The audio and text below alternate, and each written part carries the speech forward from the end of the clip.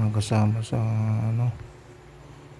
pagkarga ng PCP. Ito PCP pump stage 4.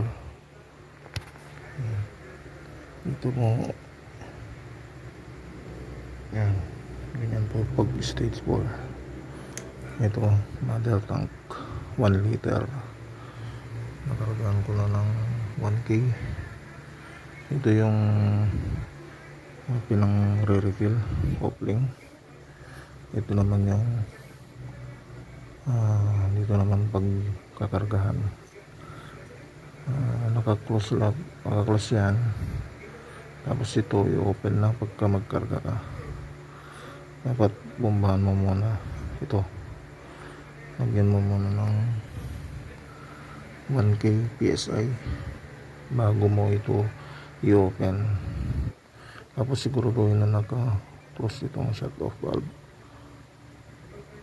para hindi lalabas yung hangin na ikakarga.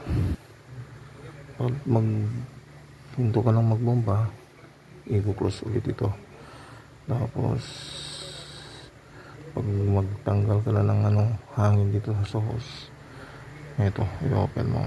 Tapos pagka natanggal na yung hangin, i-close ulit para di sisingaw yan. Pagka magkarga ka ulit na i-open mo ito, hindi na sisingaw dito. Yun lang mga lodi.